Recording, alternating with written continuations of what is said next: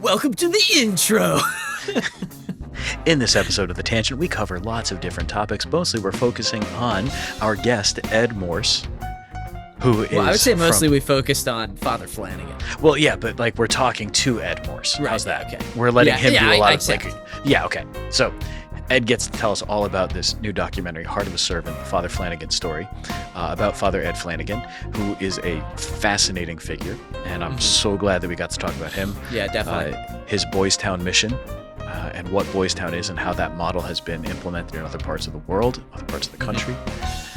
What else? Well, we talked about how he faced some... I don't know, he had adversaries in like the Ku Klux Klan. How he, like you said, he went overseas and he went overseas because the president asked him to. Yeah, so he no could big deal. set up child welfare services in the countries that America had just defeated in World War II. We talked about the fact that he's on his way to sainthood, to being canonized. And I would say most of all, Edward Morse had some of the best turns of phrase I've heard in weeks. It was pretty great. Yeah, Pretty great. So enjoy this episode. My name is Matt Sparazza. I'm Father Sam Kachuba. Welcome to The Tangent. This is the second time, Matt, that we've been given a movie before it comes out. Yes. And I feel very special as a result of that. I do too. And maybe it's an inflated sense of self here. Like, I don't think I should feel that great about this, but I'm super excited that we get these early access peeks at cool Catholic movies. I'm super excited. So we did Cabrini. all that to say, Ed, next time you make a movie, we're officially requesting early access. All right, we'll see if we can do another. I think there's more stories to tell here about absolutely. and his world. Yeah. Glad you enjoyed it. Yeah, I mean, it was an incredible film. I cut you off, Father Sam. I'm sorry. You were talking about Cabrini. Well, it's just that I'm all amped about Father Flanagan. So, and I think rightly so. So we did the Cabrini movie, but now we have a chance to talk with Ed Morse about the Father Flanagan movie. Now, this is terrible. Ed, I've already forgotten the official title. I watched the movie, was just in love with it, and so excited to talk to you that I'm blanking completely on the name of the movie. What's it called?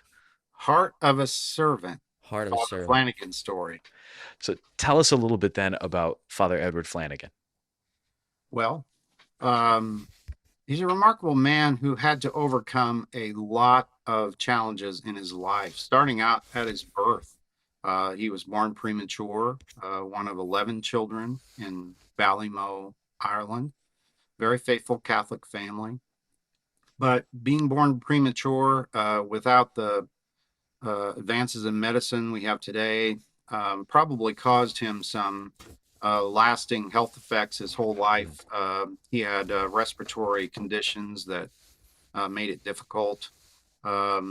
The folks in Ireland thought he was too weak to become a priest, but he came to the United States. We said, bring it on. And so he had this vision for a priesthood. And then he had some, health difficulties while he was getting his seminary education. He had to stop for a time, but eventually he was able to complete his studies and be ordained. And then he ended up in rural Nebraska here. And the interesting story there is his family, like many other families in Ireland, were part of the diaspora from Ireland and came to the United States. So it was actually great for him. He had another brother who was a priest here and a sister who was helping to take care of the brother. And they helped take care of him too, because he had some sicknesses and illnesses early in his priesthood. But, the story unfolds from there. He has this vision of taking care of children. In this time in history, we just didn't have the frameworks for social support that we have now. Families were fragile. If the wage earner was killed or injured or sick, they might not be able to take care of their children. And so that's how this got started. And there's more to the story, of course, but that's a little about him. He's a man who had a vision, who had persistence, and he was willing to follow Jesus wherever that led him. And fortunately, it led him kind of just a few miles from where I am right now. I'm in Iowa right now, but he um, made it to Nebraska. Hmm. Now he ends up in Nebraska. I was really curious about that particular point in the movie. It talks about him going off to study and then getting his first assignment in the Archdiocese of Omaha, Nebraska. And I'm thinking, was he a seminarian for Omaha? How did this work? How did he end up with this kind of an assignment? Um, and yeah, just You how know, did he end up I, from Ireland to Nebraska? that's a good question, but I think it had a lot to do with the fact that his brother was a priest here in Mm, Omaha, Okay. and so being close to family, I suppose, would have been, you know, that's a detail that I don't know all the answers to, but I suppose that the fact that his family was located here and that he would have a brother a brother priest and a sister in the neighborhood was probably a good thing in his particular case. mm. Yeah. So as he gets started out in his priesthood, tell us a little bit about the things that he was noticing in the needs that were around him and the people that he was serving. Well, he started out recognizing the um needs of working men first. Mm. And at that time, there had been some drought, other bad conditions, and you had in agriculture, we've substituted capital for labor Mm. over time with agriculture, but in those days it was labor, and so people would come work the harvest, work planting seasons, and then there was a period of unemployment over the winter months, and so he initially reached out to try to help these men, and he created something called the Working Man's Hotel. And it's really a remarkable thing that he put together because he he would offer free room and board to working men that were in this position. He got help from local businessmen to fund this, and but he had those guys working together to improve the hotel, and those who could or were able to would make contributions toward their room and board. Mm. So the combination Mm. of the dignity of work and also showing that for men it's very important that we're pulling the weight. We're out of the wagon and pulling, and Yeah. so that was his initial deal. But kind of an interesting fact here, the Working Man's Hotel, as long as it could have been small scale and just focused on people who were just temporarily out of a job, that would have probably worked pretty well. But gradually, what he did was he ended up attracting people. They're going, hey, free room and board. Right. And it wasn't necessarily people that wanted to work. The dangers And of charity, right? well, yeah, because you can undermine initiatives, right? And Right, right. uh, there's some really interesting stories. Father Clifford Stevens has quite a good book on the subject, and you know, uh, he eventually just came to understand that as he observed, how did these people get into this position? Some of them, it's just bad luck and economic conditions were tough, whatever. But for others, especially the ones that were more incorrigible, they had uh, problems that stemmed all the way back for their youth. There Mm. was Mm. kind of a need to reset, so to speak, and that can be very difficult. There's always hope for all of us, right? But at the end of the day, his view became clear that it was more effective. It would be more effective for him to try to address the root causes before these men got into this situation. Mm. And that's what caused him to start focusing on the youth Mm. ministry. So the youth approach became near and dear to his heart. And all this time, though, it's really interesting because he is a person who is always learning, right? He is observing, he's learning, he's trying to make deductions about the world around him, and he formulates that into a holistic approach and a systematic approach that ends up becoming the standard of care that would change the way the world looked at youth care. Hmm. That's So fascinating. he begins this initiative with younger people, but he ran into some trouble, right? So the movie goes to pains to share that in a way he's kind of like the original American pioneer of social justice, Well, which is cool because I think that term is hijacked often. And so it's cool to see what the original looked like, but so tell us about specifically. I'm going somewhere with it.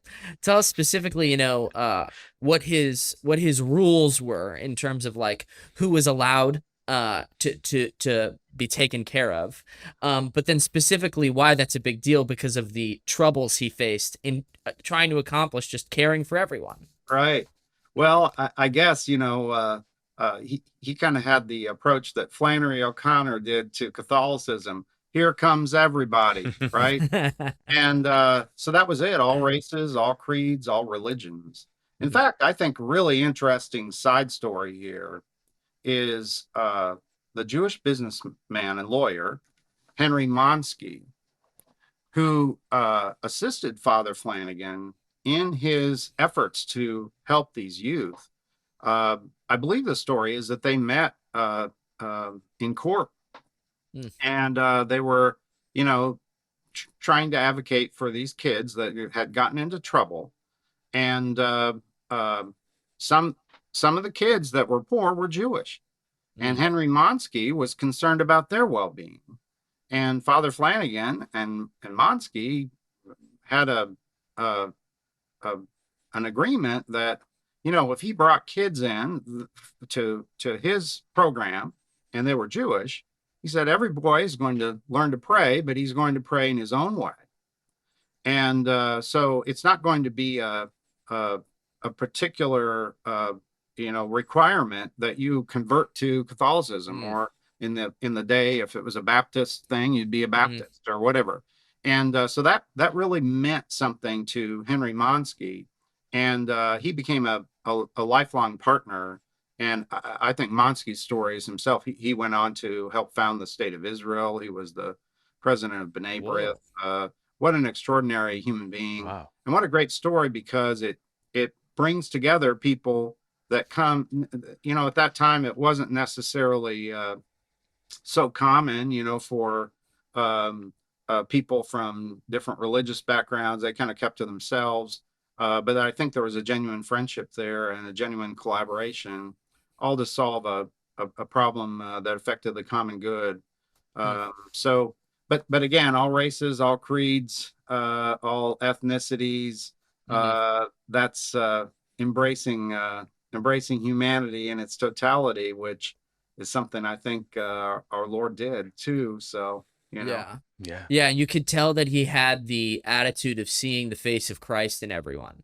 Yeah. That's something that really comes through in the movie that I think it was impactful for me. But that attitude, needless to say, not everybody appreciated that attitude. Because it actually led to this blew me away. So I'm going to spoil a little bit of the movie, okay? Yeah. But it blew me away that in the movie they say, hang on, wait, Matt, before you do that. Yes. We're going to have to put in the title of this episode, spoilers. Yes, we've got to warn people good. ahead of time that there's spoilers, just in case. Yes, good. Just in case the plot of Father Flanagan's life, which is historical record, right, of this documentary, somehow gets revealed by us in this podcast. Okay.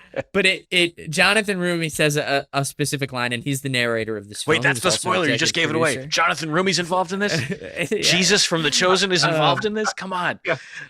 But he says, these men came to Father Flanagan and insisted that he was breaking the law by housing these people of different races and different creeds, these children of different races and different creeds, and that I think he said, the Catholics can eat in one room and the black children have to eat in a shack in the back. That's what they told Father Flanagan. And Father Flanagan said, "Okay, well, I'm breaking the law. Give me some time. I'll move." And so he moved 6 miles outside of Omaha city limits and founded a town. And when they said that, I think my reaction was of awe and laughter, because I have never heard of anyone founding a town to get outside of a law that was unjust. I mean, I guess maybe America, but other than that, so tell me about the origin of Boystown, and everything that went into that, and then maybe touch on how he kind of fought the Ku Klux Klan. I'm telling you, like, I genuinely think Father Flanagan is a superhero. But Well, yeah. I think it's important to kind of put all that in context. I mean, yes, there were these laws, and there were, in his case, there were local laws, Jim Crow kind of laws, that were aimed at segregating people and dividing people. But I think it's also important to realize that not everybody thought those laws were a good idea. And Right. like in many cases, there's times of upheaval. Um, uh, there's kind of a righteous remnant that Mhm. stays, and they're still doing the right thing. And there was Right. plenty of those people. And Right. honestly, one of them was Henry Monsky, because he helped finance it. And there were some other Right. businessmen as well. I think that's a side story here too. It takes money to minister. And you may think that your role in life is to be a business person, and you're going like, well, how am I serving God? Well, hey, those guys really they provided the fuel for Father Flanagan Mm. to make that move, because he had to acquire that farm ground Right. and then build a vast infrastructure. And much of that is still there. I mean, the Boystown campus is amazing. It's a good size acreage there that's now become surrounded by um, much more developed office space, etc., as the Mm-hmm. city has grown. But when I was a boy, my father was a World War II veteran, and people from his army unit would come and visit. His army buddies would come to town. If they were Catholic, we went to Boystown, Mm-hmm. because we knew that they'd be interested in that. Right. And I was raised Methodist. I'm a convert to Catholicism, but Mm. at the time, so we would come. But at that time, they had a dairy going. They had quite a extensive farming operation that was part of what the boys could also do. So anyway, moving outside gave them this freedom, Right. but it also created this ability to pursue a larger vision for um, what kind of education could be possible, right? Right. Because now you've got things you can do. You've got space. You're not stuck in a small building. You can go out and work. There's room to play. There's room to grow. Mm-hmm. They had their shops that kind of supported the other activities, so they were learning trades, and all of that was possible by moving out. So it's interesting. Sometimes you look at a situation and you're going like, "Oh, this is bad, isn't it?" Mm-hmm. And yet the mind of God is bigger Yeah. than our mind. We see kind of the immediate tunnel, Mm-hmm. and he sees the light at the end of the tunnel, and he's saying, no, this is going to give you something big. Right. Yeah. But you're right. There were elements in society. I think that Ku Klux Klan group, there was as close as Fremont, Nebraska, there was a active Klan chapter. Hmm. And of course, there were other places. Father Flanagan traveled with the boys to kind of promote his work, and Mm-hmm. also to give them experiences of living in different environments. Mm-hmm. Not everyone was enlightened about racial harmony and Right. that sort of thing. Yeah. That did take a long time, but Father Flanagan was way ahead of the curve Mm-hmm. because he was following Jesus. Right. So I like that image of the light at the end of the tunnel and the tunnel itself, and how we often get stuck in the tunnel and we don't Yeah. see the light at the end. Let's think of Boystown and everything that happened there as sort of the light at the end. But first, let's go back into the tunnel. And Yeah. eventually, we're going to have to talk about lots of cool things like Spencer Tracy being part of a Oh, movie about yeah. Boystown. That's a classic movie. I love Boystown. I love that whole era of depicting Catholic priests like that with Bing Crosby, Spencer Tracy. It's fantastic. But let's just go to the tunnel for a second. It sounds like you're a little biased, Father. I am. It's a weird thing as a priest. I like I I am, like he good said. stories about priests. I'm okay with it though. Right. Yeah. Fair But enough. Fair enough. let's go into that tunnel where there's this very real need that Father Flanagan is seeing. So before Boys Town can exist, he has the need, first starting with adult men who are out of work and need something.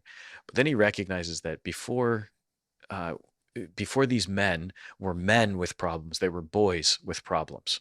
They were boys facing poverty, facing dysfunction in their families, or without perhaps a father, without proper guidance to help them to grow. They were orphans, whatever it was. And so he realizes at some point we've got to start when they're younger. So can you talk a little bit about how Father Flanagan gathered these boys and created that place, and how he found that this need was there? Well,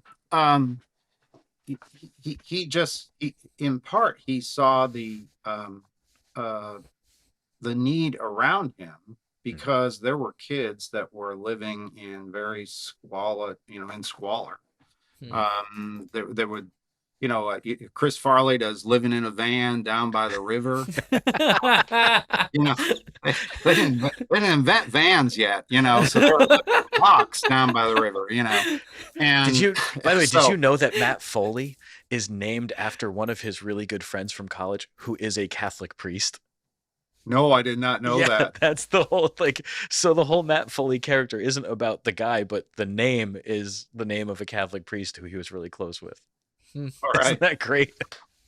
Well, so he sees these kids, and originally he starts out saying, "Hey, come down and meet with me. We'll play some sports." Mhm. And Cliff Stevens has some nice account of this in his book, and because he knows kids like sports, and he's trying to just kind of partner that with them and mentor them, and because kids, especially boys, I think really need that adult male Hmm. influence in their life, and he was giving that, and then he realized, hey, I can do something more, and he put together this an area where they would live in common and go to school and learn, and the program kind of grew from there, but it really emerged out of just spotting a need and then making very modest efforts, but then because he had, I mean, I think the guy was charismatic, and he his love for the kids shows in other contexts as well. I think that kind of love attracts people, Hmm. and it attracts not only the kids, but it also attracts uh, business people and other people that had some resources to help him do it. I mean, he always did things kind of on a shoestring, but you got to have a string to start. Hmm. Man, I am loving your aphorisms. I'm just throwing it out there. You got to have a string to This is start. I great. think that's fantastic. So if he gets them together, and what was his philosophy in teaching the boys? What was his approach to helping them to grow? Well, I think his philosophy was one that respected the spark of life and human dignity that God puts in everyone. And his philosophy was also rooted in hope. Hmm. And you've probably heard him say, well, I wrote a piece actually in response to a piece in the Wall Street Journal this past spring where someone was making fun of his view, because his view was that there are no bad boys. And the idea, and we know that boys are just junior people, so there's going to be evil in all of us, right? We're all broken.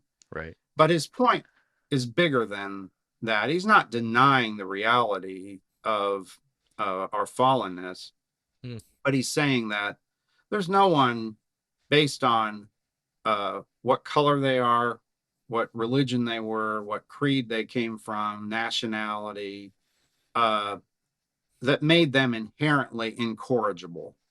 Mm. There was hope for everybody. Hmm. And if you give these people, young people, some support, uh, and you give them love, and you give them a reason to live well, they will be attracted toward the right way of living. Mm-hmm. And I think his system and program um, bore that out.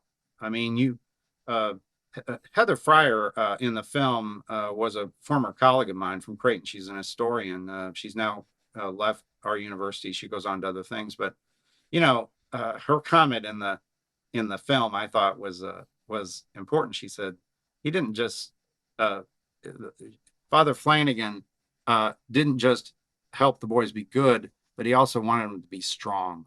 Mm. And I think that kind of strength is also attractive Yeah. because it's a strength that comes from this inner confidence that I know who I am. I have dignity. I am valued, and that dignity can be eroded when people are in bad circumstances. I talked. We had a premiere, last Friday night.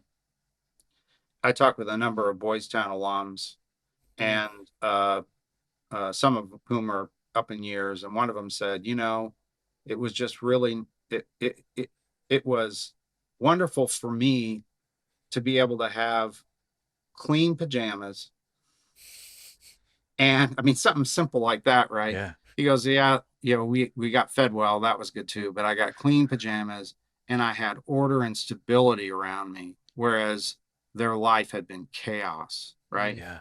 And that, I mean, something simple like clean pajamas um, elevates us, doesn't it? It puts us in a position where we know that we're valued, and we might take Yeah. that for granted because we had good mothers, but not everyone has that luxury, right? It seems to me that every place where you see a similar model implemented, where we're going to first just recognize the dignity of the person that we're serving. So this works with youth, this works with adults. When they're given a sense of responsibility, when they're also treated well, it elevates everything about them. You see this happening in there's recovery ministries that hold people accountable, but also teach people how to hold themselves and others accountable, that give them responsibility. So you're in charge of dishes, you're in charge of sweeping this floor. And then gradually there's an increase of responsibility. This works with, I've seen it happen in parishes where they teach altar servers. And when you start out as an altar server, you're not allowed to touch anything. You just have to stand there with your hands folded. And when you're ready, you're allowed to hold a book. And if you're allowed to hold a book, that's a big deal. And then if you're ready after holding the book for a little while, you're allowed to hold a candle. And so there's this sort of gradation of responsibility, but it's elevating everybody because everybody's getting better and better. I love the Father Flanagan model at Boystown because he's teaching them not just he's not just giving them what they need. He is, but he's also teaching them the skills that they'll need uh, both in the present and for the rest of their lives. Those skills of being responsible, being accountable, being just a decent human being. We can. I don't want to do this, but I mean, for this purpose, we'll just put the faith aside for 1 second before he talks about helping them to become saints, because that's another really important component that I think we Yes. need to talk about here. But he's just teaching them to be good human beings and how to grow Yeah. in that. Every place that this has ever been done, it works. The concept is citizens. In other words, Mm. you are now a citizen of Boystown. And so that elevates, I mean, So go back to the New Testament, yeah, citizenship was big, man. You know, you could buy it, you could earn it, or you could be born into it, but you wanted it, right? Mm. so what does it do for the dignity of these boys to be called citizens? I want to dig into that. That's a fascinating idea. I, you know, I just watched a citizenship ceremony on Friday um, with Jonathan Rumi, and he was fascinated by it as I was. Um, but well, I think it creates an aspiration Hmm. because it means I'm part of a community. It means I'm identified in a different way than, like someone said, well, you're part of our family. Well, I think family things do emerge, family relationships emerge, but they're kind of an organic product of a relationship. If you're not born into one, you can have people that you kind of adopt into your family, but that Mm-hmm. that just takes time by affinity, trust, all kinds of things. Mm-hmm. But citizenship creates already a model in which aspirations are born, right? Hmm. Because we're suddenly saying there's something expected of me to be here. I'm not just a resident or an inmate, but I belong here, and because I want to be here, Hmm. and I want to be a part of something important, and so I want to be part of the community, and that's uh, somehow I think it's very significant. I haven't fully thought through it all, but I think it's very significant. Hmm. Yeah, I'm with you And there. It's beautiful. so speaking of becoming a citizen of Boystown, Yeah. something else that the documentary goes, makes very clear is that Boystown has expanded. Did it say there's something like 80 Boystown campuses throughout the world, or? Yeah. Well, because it works. Hmm. And so people Go figure. It works. We should probably try to do it. you know, uh, so I teach law and economics, right? And there's a economic theorist, Friedrich Hayek, and he's a brilliant man, but he's warning people a little bit. He says, there's a lot of theory out there, a lot of these big ideas that people put together from he says a lot of it in economics, he says, based on statistical abstractions, right? Mhm. Well, there's a couple problems. He doesn't really say this, but I think there's problems with statistical abstractions, right? One is it doesn't tell you the dispersion around the mean, because there can be a lot of variation there. Mm. And the other thing is they're always rooted in history. So what they're missing is what's happening now, right? Mm. So one of Hayek's ideas is in an essay he had, The Use of Knowledge in Society. He says, what you need to understand is you don't need to understand everything about a whole system or a whole supply chain, but you kind of need to know what's working. And the information you need to know about what works is actually localized. And there's an immense amount of very important information in very common people that are around you all the time, that are participants in this system. And I think the real genius of this is that they look at it, they see what works, they can see the outcomes, and so hey, let's do that too.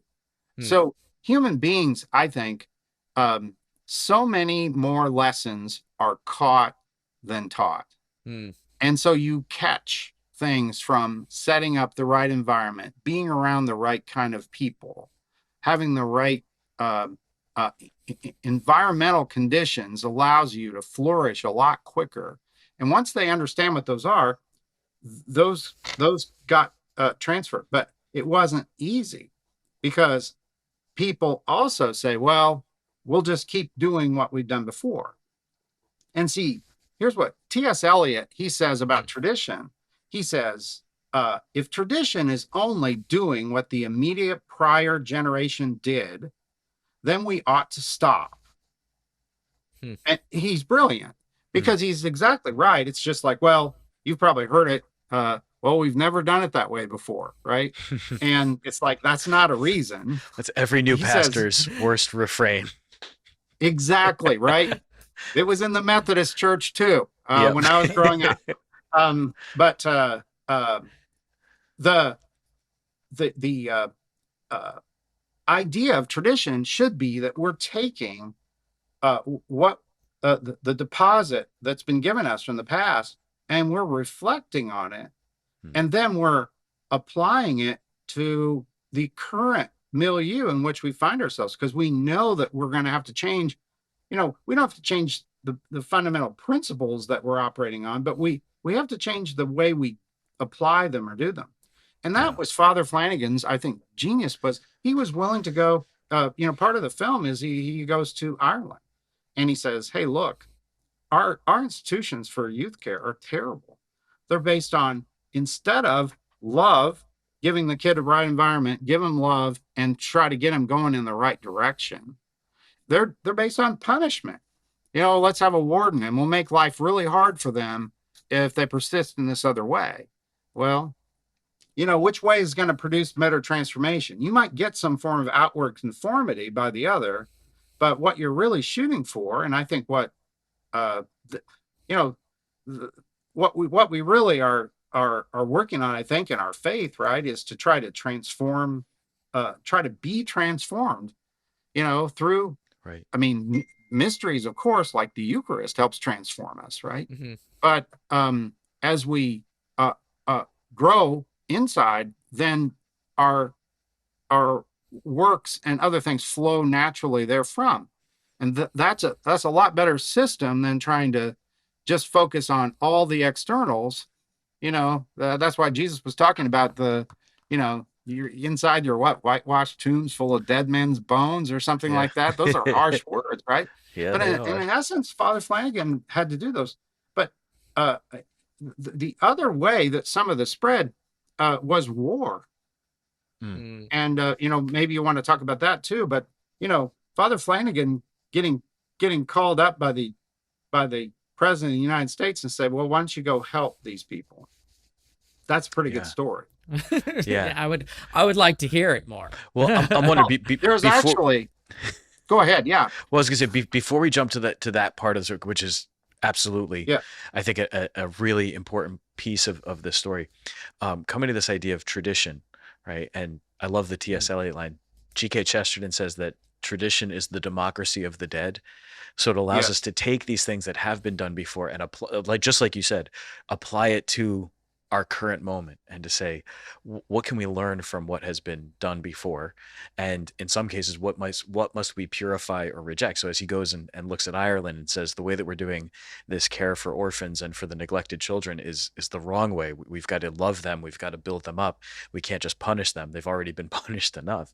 Um, Yes. he also recognizes that there's a way to get the word out. So here he is in need as he's running Boystown.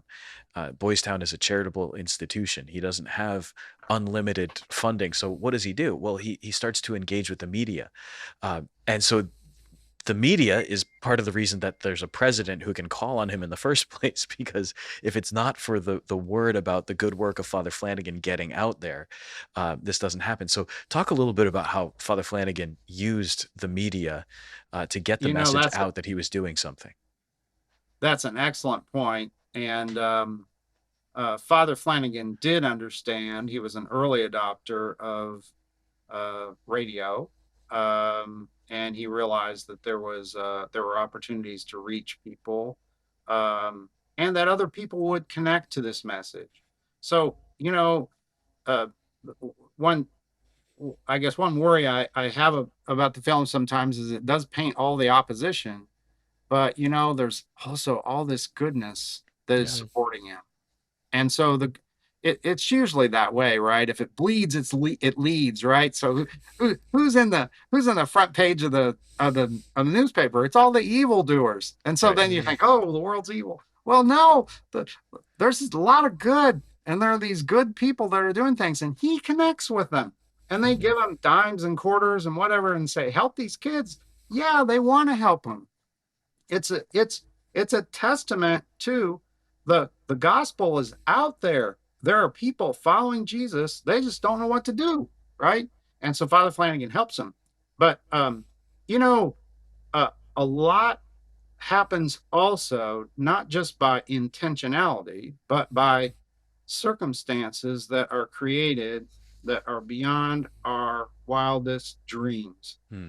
And the story about uh, Boystown's mayor election turning up in a William Randolph Hearst newspaper that ends up on the front porch of Louis B. Mayer, and he reads it.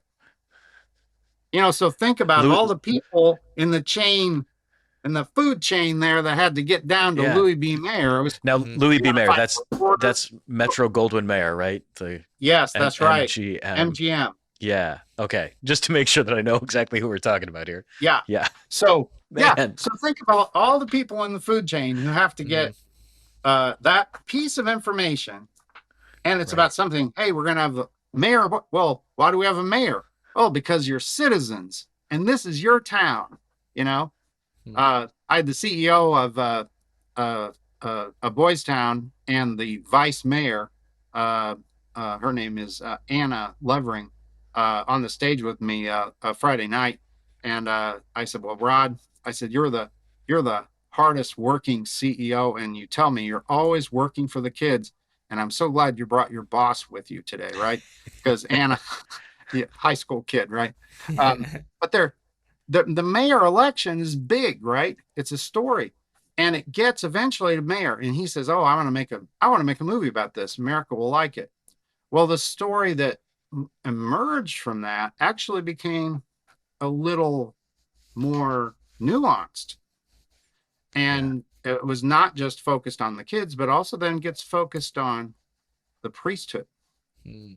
and we now Yeah. get this um, image of the faithful, believing, caring, um, love, source of love that comes from the sacrificial life of a priest Yeah. who Mhm. puts the interest of these kids paramount. And yeah, the Spencer Tracy, the Boystown movie, of course, that made it so he could get the in the film we talk about the fact that he could go to any city and get a press conference like that because Mhm. he's recognized. That's amazing. Um, Yeah. And Friday night, by the way, we had the um, Tom Lynch from the Hall of History brought over the Oscar, Oh, and really?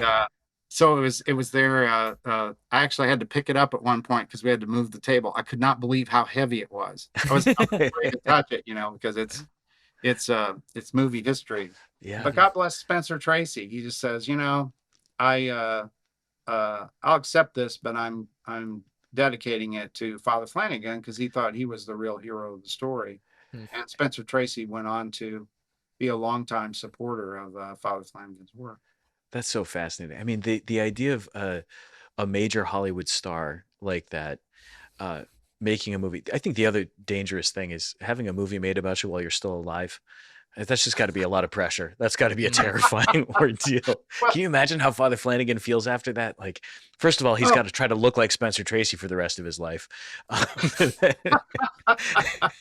well, yes, one of his relatives uh, who was there actually did resemble Father. We thought, well, if we need a stand-in, though the way the documentary was made, Yeah. we don't need an actor, but um, yeah, it takes us.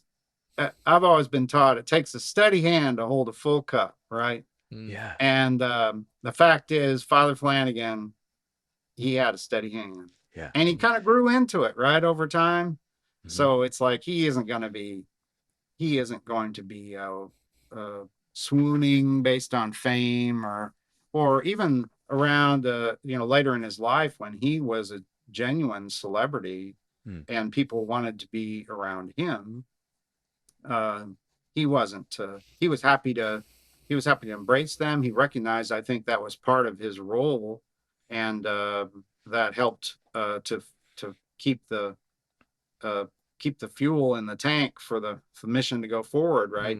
Mhm. But he didn't lose track of what he was all about. His spirituality, his devotion, didn't change, Yeah. and that's a pretty good sign that we're taking our cues from the right place. Because I Mhm. I do think that a little bit of fame, a little bit of public attention, those kind of things, they can be as powerful as drugs. I mean, that's why Yeah. there's so many people in show business who Sure. sadly, you wonder, well, you've got everything materially you could possibly want. Why do you turn to drugs? Well, it's because you can't duplicate all the time the adulation that you're getting from some kind of an Mm. external source, right? And Yeah. so it really does show how grounded that man must have been. So So that's a speaking good of spot that, right there. Yeah. yeah. Go ahead, Matt. What was his spiritual life like? Were there any particular devotions that we know about his life? Matt, you're reading my mind, buddy. You're reading Yeah, my mind. that's it. That's it. We're on the same page. Well, we know that he did, daily mass and adoration, uh, that his uh, prayer life was very important to him.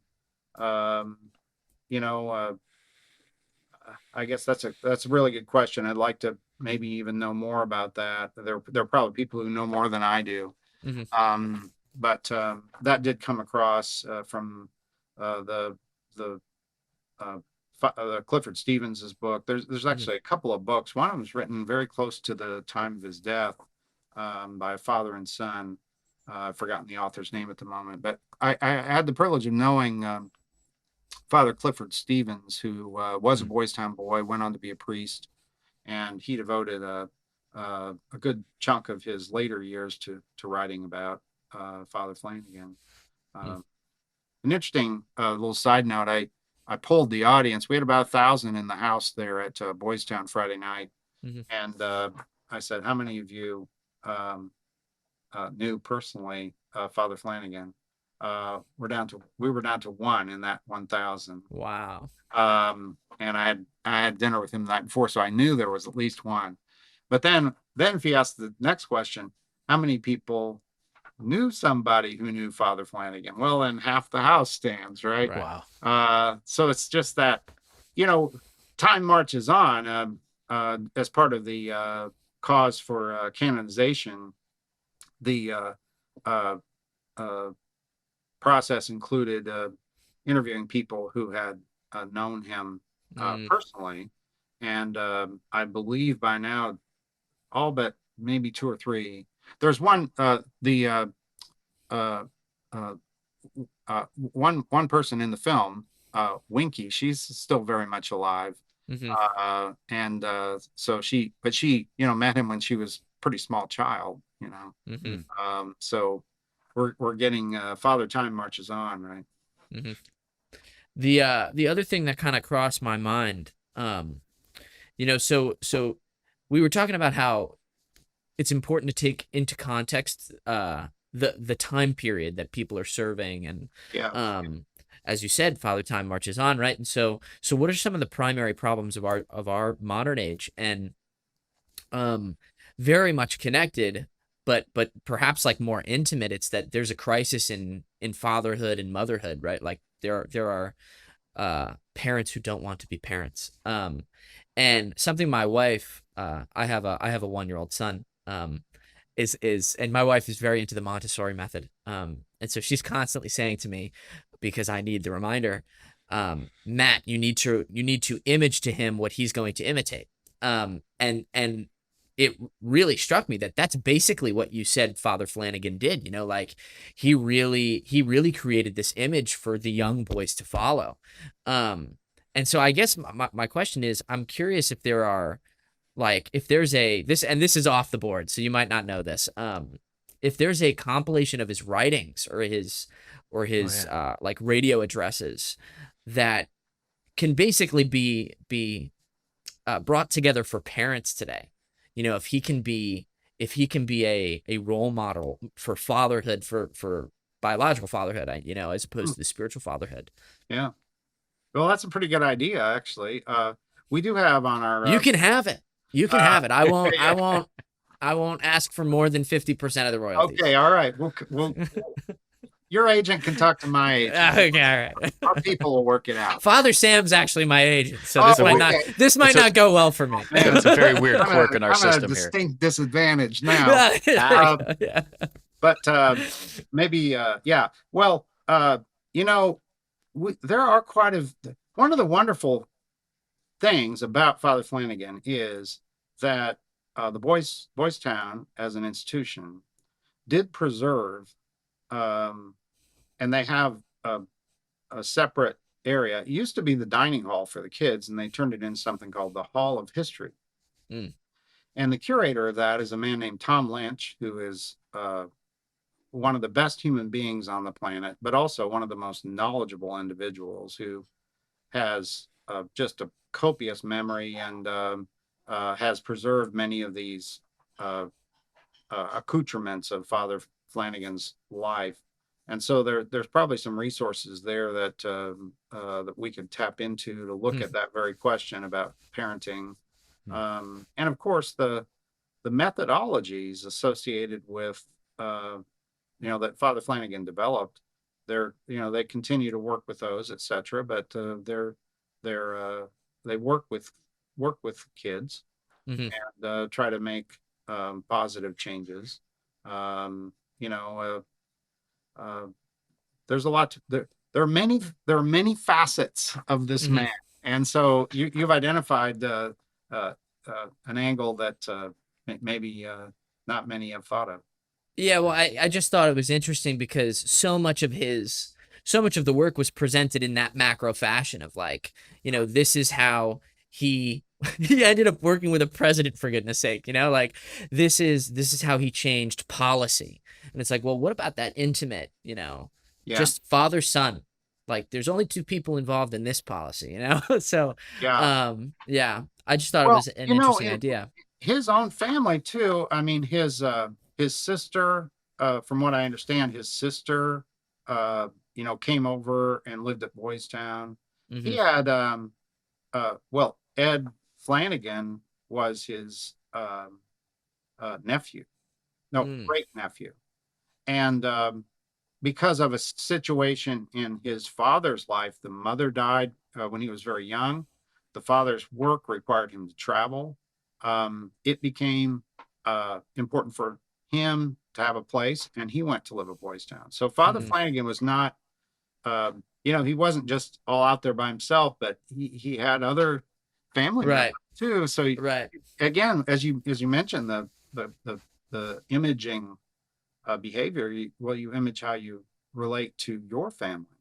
Mm. And then, if, you know, getting to the war thing, I mean, that was interesting how many of the boys went off to serve in World War II.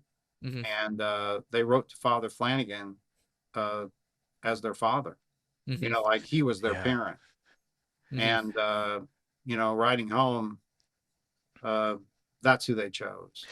That part That's of really, the that's yeah, pretty cool too. that part of the documentary was really fascinating. How many was it that said that listed him as their next of kin? Yeah, in the hundreds. Wow. That's something because uh, your chances of reaching room temperature in a conflict like World War II are pretty large. Yeah. Hmm. It's And not easy. to have that many who, I mean, if we think about the call to service that this country needed in that moment, in that time in its history, to go off to war, to fight very clear, pure evil that was Yeah, knocking on the door. And who answered that call? Well, a significant number who listed Father Flanagan as their next of kin uh, Hmm. came out of yeah, Boys Town, where they had learned to be citizens. And Stephen Ambrose writes about citizen soldiers in World War yes, II, and the power of, it's because we are citizens that we have to do this. It's not because we're professionals, it's because we are citizens. And so you have yes, people from all walks of life enlisting or being drafted or volunteering, however it is, yeah, going off to fight what is evil, because that's what a citizen does, not just a soldier, but what a citizen does. And so Hmm. here's these young yeah, men coming out of Boys Town. um, I can only imagine then for Father Flanagan that weight of responsibility, that here are his spiritual sons going off to war, and yeah. so the prayer that he must have been offering. But then let's talk a little bit about those post-war years, and the stuff that the president of the United States called on him to do. Well, I believe he had written, um, and just one more thing about the citizen soldiers point. Uh, one of the points that Stephen Ambrose made in that book was that it was because you had uh, Midwestern farm kids and kids that came from environments where they had a lot of practical training and they were not afraid to innovate. Mm. That gave an advantage to our side Mm-hmm. over a pure institutional mindset. I'm part of a cog in a machine. Viewing yourself as that citizen who is capable of doing innovation. I mean, my father was an Iowa farm kid before he got drafted, and they're over in England getting ready to uh, land in Omaha Beach, and your uh, skills with mechanics, mechanic skills, what they did on their tractors, they were doing with Jeeps, coming up with ways to get through barbed wire or those razor wire things. My dad built things to go on top of his a hook to go on the front of his Jeep so his head wouldn't get chopped off by wire. People did stuff like that because, they had some form of training that also allowed them to innovate. So they weren't so, like, hey, leave it to somebody else. It was, no, I have to do it. We should do it together. Yeah. Here's an idea. And when you have an environment where people are open, because it takes openness in order to do that, that creates real potential. And I'm sure that was an advantage in the war. Yeah. But yeah, Flanagan's back to the main story here. Flanagan, you said tangents are okay. Yeah, They're great. It's so good. I love it. We're enjoying them. I promise. I'm sorry. I mean, I take my students down rabbit trails sometimes. Hey, but, I set you off on Stephen Ambrose. I mean, so don't feel bad. But the interesting thing is, I believe it was he wrote to President Roosevelt, but by that time he had, he passed away. So we had President Truman. But he wrote a letter, and the letter essentially said, by this time, it looked like the war was going to come out in our favor. It was just a matter of time. And thing about war is that it's destructive, and especially modern warfare. I mean, the civilian casualties and the civilian destruction that happened in that war was just astonishing. And so the thing about being a kid, you literally can't care for yourself. You're kind of stuck. You're really dependent upon adults to look after you and care for you. And the fact of the matter was, we killed off many of the adults, or they'd been dispersed, whatever had happened. And he says, look, if we're going to have a peaceful world, we're going to try to reconstruct this world. That was a great thing about that war. We didn't leave Japan or Germany to fend for themselves. We helped. And so he says, what we need to do is not just help build material things, but we need to work on the broken children. And we need to help them because they can't help themselves. We need to teach them to become citizens so that they'll lead their countries in ways that will make them more peaceful, peace-loving, and cooperative. And that happened in spades, didn't it? So anyway, the president said that was a good idea. Douglas MacArthur had something to do with it. And so the story was, there's a backstory that's not all in the film. Father Flanagan took along with him his assistant, who later would become a real estate business person in Omaha. His name is Byron Reed. So the Byron Reed Company, if you drive around Omaha, you'll see their offices. And anyway, Father Flanagan was paid $25 a day, but Byron Reed only $15. That had to sting. I'm just kidding. Because you're just the understudy, right? And you're getting out earned by a priest. Come on, what's wrong with you? Well, Hey, you guys, but your retirement package, that's where the benefits are, right? Uh, um, Now, so they go and they start in the Pacific Rim, the Philippines, brief time in Korea, but much of their time was spent in Japan. Hmm. And he visited every prefecture in, that's their version of a state in Japan. And there's actually a picture of him in the film with the emperor's son. So this guy later became the emperor, and had an interesting conversation 3 or 4 years ago. I was at the Japanese consulate in Chicago, and I said that we were celebrating the emperor's birthday. Well, that emperor was the little boy with Father Oh, wow. Flanagan. Mm. So the thing was, the Japanese culture really didn't know how to deal with this kind of thing, because they had strong family units, and now your family units are being destroyed.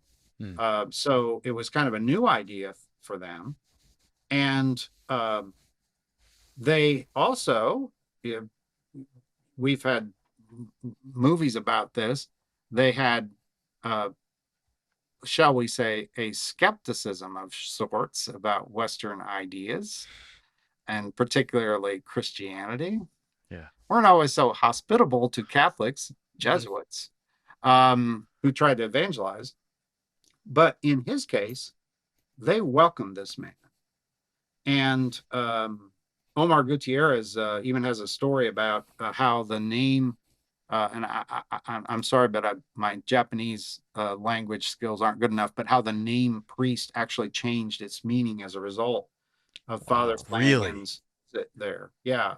And Oh, so wow. the I had an opportunity to go over some documents. So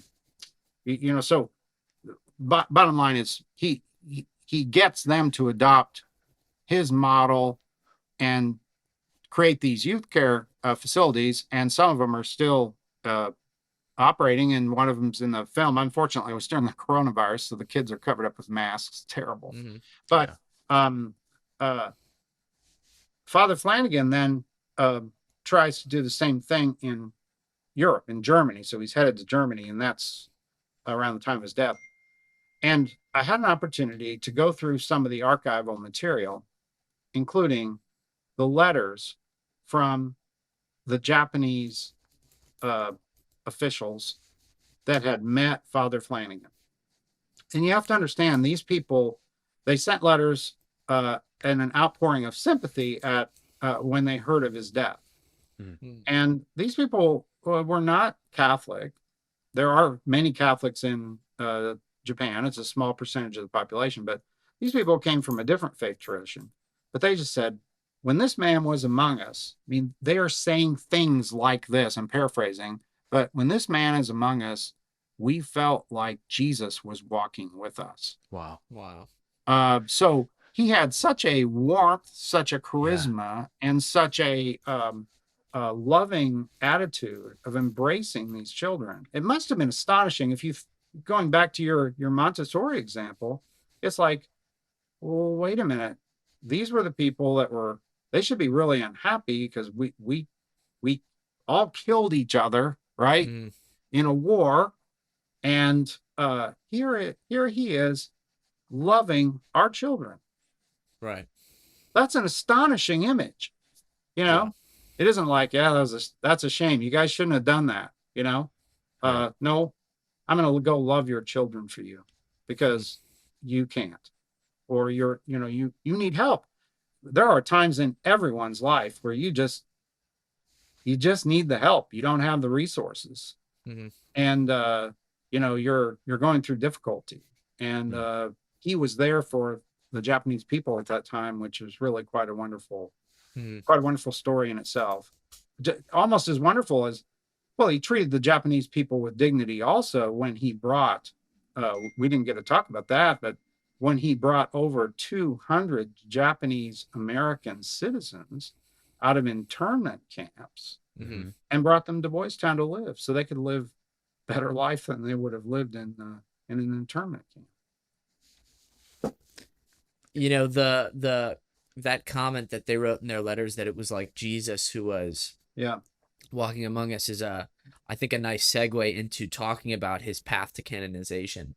At the end of the film, it said that there were 20, was it 20 supposed miracles? Yeah, there were 28, or at least they're being investigated. Yeah, we'll call them alleged miracles, right? Alleged. Now, I don't know how the process of canonization works. Yeah. But are you able to share any of those stories? Or? I can't because of the details, but I can share some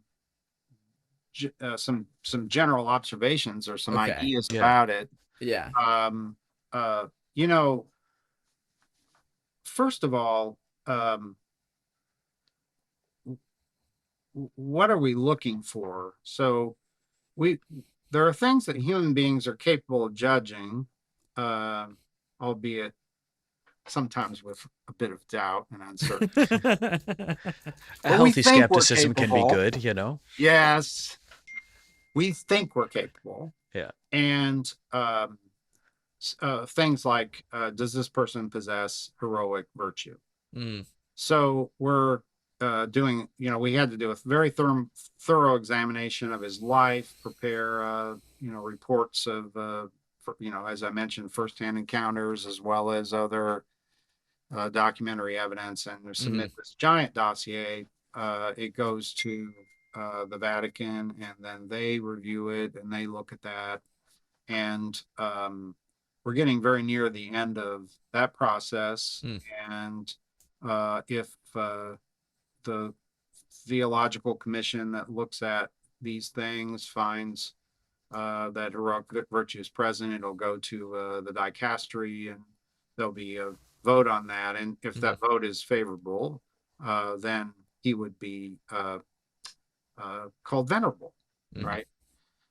But to get to the next stage, you've got to have proven miracles.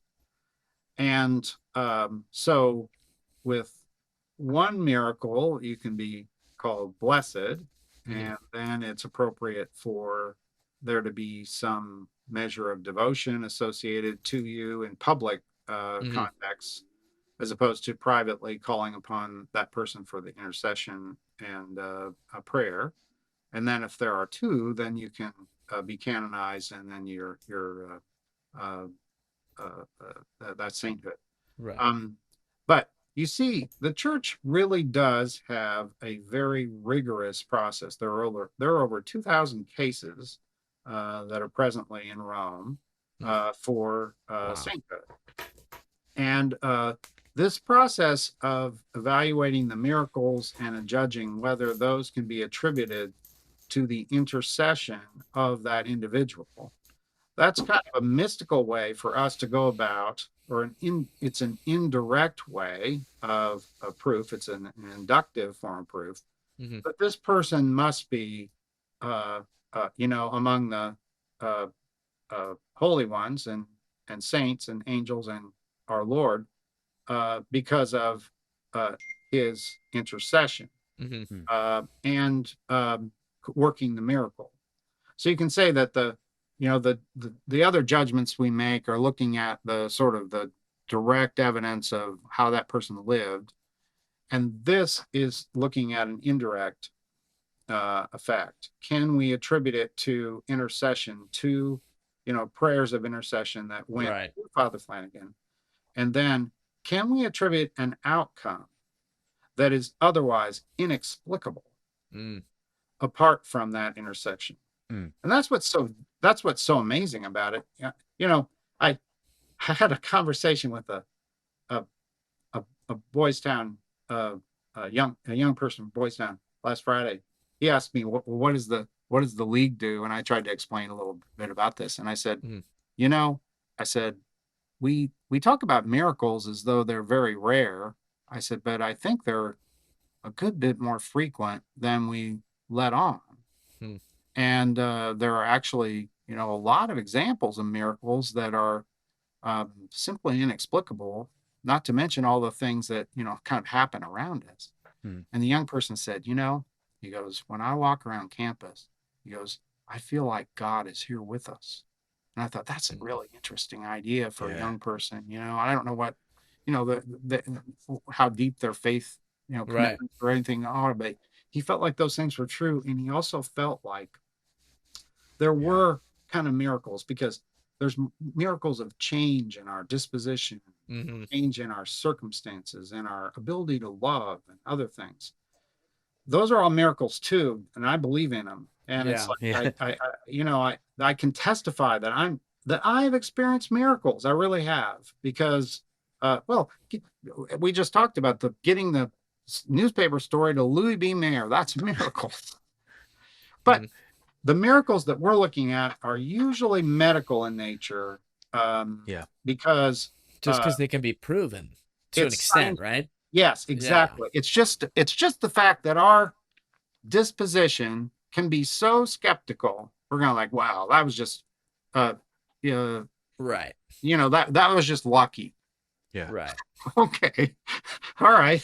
I'll take lucky, But when you see these other things, and you have people who are not believers, but they're science people, and they're saying this person should not be alive, or there's no reason that cancer should flee this person when it was about to overtake them and take their life. So that's what we're really hoping, that the renewed encounter with Father Flanagan will produce the kind of heartfelt response that leads to relationship, and that leads to this conversation and prayer where we ask for, just like we asked, not everyone maybe who watches your podcast understands about intercession, from the saints, but it really is no different than you and I are friends, and you're saying, I gotta go see my doctor. I got a thing. Will you pray for me? Yeah. Or I'm having a hard time, because that's what we're doing. And we're just having our friendship. Our friendship is the communion of the saints, right? We're surrounded by a great cloud of witnesses. When we say the creed and we say the communion of the saints, we're going like, yes. And we think Father Flanagan is there.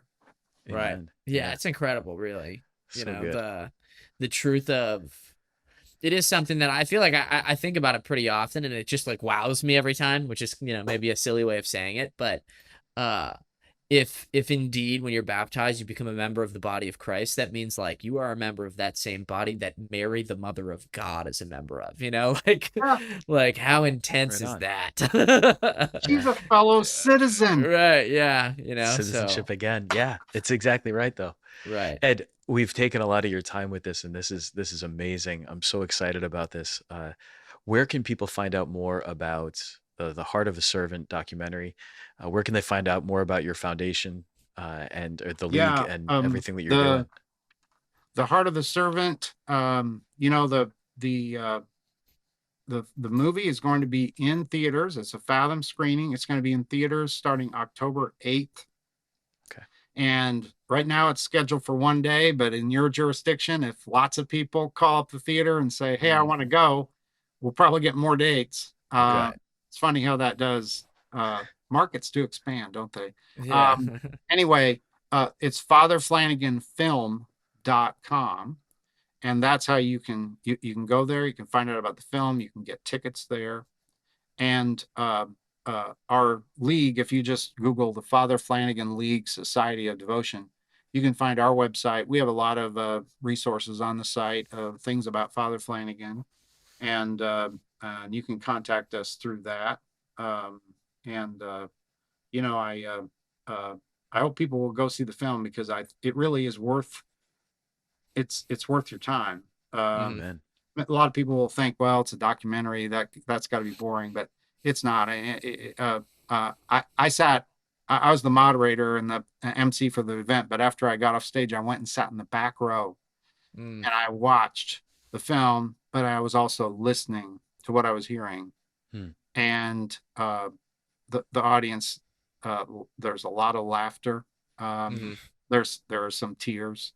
A good friend of mine wrote me and says, I cried so many times during that film. So Beautiful. there's things that really move you because they're surprising, but also I think we're moved when we see examples of compassionate, uh, loving behavior, Hmm. and also virtuous behavior Hmm. and doing the right thing. It's a message that we need. It's a message the church needs, the world needs. Amen. Amen. Well, thanks for promoting that message and Yeah. for the work that you're doing. I'm just so thrilled to hear all this about Father Flanagan. All I knew about him from before was that Spencer Tracy once portrayed him in a movie that I really liked. So this has been educational for me. So thank you so much for what you're doing, and really look forward to getting the word out about this documentary. Thanks so much for having me and for spending the time. I enjoyed it. Awesome. God bless you. Thank you so much. All right. Thank you. Welcome to the outro. You're killing me with this. Matt, I have an idea. Here's my idea. I'm asking you this while we're recording. So it's like very much putting you on the spot. And Okay. I demand an answer. But here's the Okay. question. All right. Now Yeah. that we have had this opportunity to learn about Father Flanagan, here's the thing I'm most excited about. I have Okay. in my time, I have many times found a particular saint for a moment of my life that I've really just been enthusiastic about and really dedicated to. However, I have not really found a saint whose cause for canonization I really want to promote. Mm, This is the first one. Hearing the full Father Flanagan story and getting a little bit deeper insight into him, that it's more than mhm. just the Spencer Tracy show, which Sure. Yeah. I Naturally. loved the movie, I really did, but Yeah. what I'm seeing here, there's just so much more. I actually like I want to make this a part of my spiritual life, to pray for the Yeah. cause for canonization, to pray that he'll be Hmm. declared a saint. I want to cultivate a devotion to Father Flanagan, which Yeah. I've not like that's really on my heart. So here's what I'm thinking. Can we Okay. make Father Flanagan one of the patrons of the Tangent? Yes, I was hoping you would ask. Yeah, no, I'm on board with that. Can we do that? Yes. Like, Yes. 100%. Yes. sweet. Okay. Yeah. So Father I Flanagan, actually. patron of the Tangent, pray for us. Amen. Yeah. I mean, his story is incredible. His story is incredible. And I think there's something in it for everybody, like, I mean, we honestly, we didn't even really touch on it, all that much, but I think it's awesome that, like I said in the episode, that he's like one of the first social justice warriors. You know what I mean? Like in the American context. You know what I mean? Let's say that in the modern American context. Yes. Yes. Right. Yes. Because That's a better way of we saying had it. Francis Xavier Cabrini, we had Catherine Drexel, we had Elizabeth Ann Seton, we Right. had Father Augustus Tolton, who, if we ever have a Yeah. chance to talk to somebody about Father Augustus Tolton, Okay. I don't know if you've heard of him. I don't know who that is. So. Father Augustus Tolton, his cause is also open for canonization. Okay. He's an Okay. amazing, another amazing one. He was born a slave, escaped slavery with his mother, and then was eventually ordained a Catholic priest. Oh my And gosh. his story is incredible. The way he overcame prejudice and the Right. the overall cultural stuff that was present. Right. He's So what we're really saying is that I'm overreaching. if you I'm call him the overreaching by first, calling him like the first one. the first. Yeah. No, he wasn't. Just He wasn't. but that's a I point accept, of historical I accept fact. correction. Right. Yeah. No, I it's accept okay. correction. It's okay. But he was a good one. He was a good one. And he did something that's unique and I think something extraordinarily important. So here he is, a priest doing this work of incredible mercy, Mhm. and carrying out a work that I think, because of who it was geared towards, who Mhm. was it that he was serving the most? He was serving youth, he was serving children, he was serving boys. Uh, we're living in an era, post the spotlight scandals of 2002, post the sexual abuse Mhm. scandals leading up even into summer of 2018 and everything like that. We're living in a time when it's really hard for priests to think about doing youth work. Even Right. though there's plenty of priests out there who are doing heroic, good, holy youth work, Mm. it's a fraught area. Mhm. And as we work as a church to overcome and eliminate the scourge and the evil that is sexual abuse, that's a real thing, and we've got to protect our children and everything. It Mhm. can often be very intimidating, to try to serve young people. And when you have a saint, and I am very convinced of Father Flanagan's Yeah. holiness. I really I see He something was a there. man of heroic virtue. That's I for think sure. he's got to be. I don't think you can do that kind of work No. and not have that and to Mm-mm. yeah, just the whole story. It's I so mean, it's I so got like amazing. not just the works that he did that are a reflection of his virtue. I mean, something as simple as like going to seminary and needing to drop out twice because you have serious health issues, but like maintaining the perseverance to do that, that Yeah, alone takes the virtue of fortitude. You know what I absolutely. mean? Forget the fact that he then continued in like perpetual illness for the rest of his life and did all this. Right. You know, Right. like there is an infused virtue there. And Because quite frankly, that his actions had supernatural ends, you know, right. insofar as he was helping people be saints. And it's a powerful thing to see how he did it, how he went Yeah. about his work, how he went about his ministry, and the lasting impact that it's Yeah. had.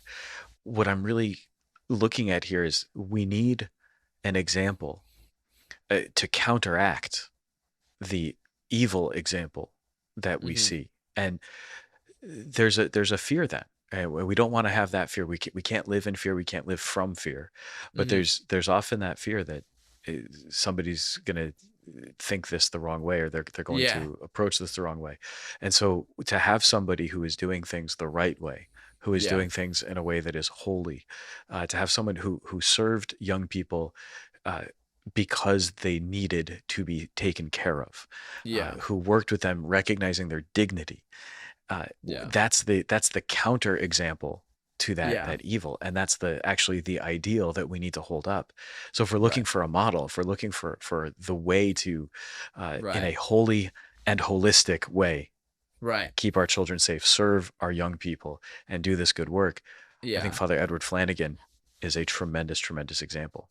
I like that you use the word model too, because he's not, what you're not proposing is like the removal of boundaries, obviously. You know what I mean? Like, if anything, Never. you've been very vocal on the show about how good and important it is to have boundaries because Yeah. of past scandals. But at the same time, you're completely right. It's so easy to just focus on the bad. I mean, heck, we talked about it in the episode. Yeah, exactly. That which bleeds leads, you know, like, Exactly. right? And so it's like just so easy to be like, look at the terrible job these people did, you know? Like, look at this Right. awful thing they did, instead of looking at Father Flanagan and being like, oh my gosh, a good and holy priest. Yeah, we're seeing a A man good of and holy priest who integrity. changed so many lives. Right. A man of integrity who Yeah. knew who he was, knew his Yeah. identity as a priest, and saw also the very real practical need right in front of him and said, this is Yeah. how Jesus Christ can take care of this need. And this is also what our common humanity requires of us. And Yeah. this is also what the gospel demands of us. And so I, I'm going to live out the gospel this way. I'm going to do yeah. it. And it's such a moving story. So Yeah. I will admit if you're that cool with it, when I let's adopt watched him. this, yeah. Oh, I'm in on that. And I Yeah. will admit that when I watched this film, I walked away and said, like, man, I need to serve the poor more than I do. You know, like I think that's one of the other great things about this film is that it actually convicts you, you know? Very much. So, Very much. Yeah. yeah. Awesome. Well, All right. thanks, Matt. This is great. Yeah. Nice recap, Father. Heart of a Servant. Go see it. I already did. I was talking to other people. Oh, okay. Anyway. All right. Thanks, Father. See you soon. Peace.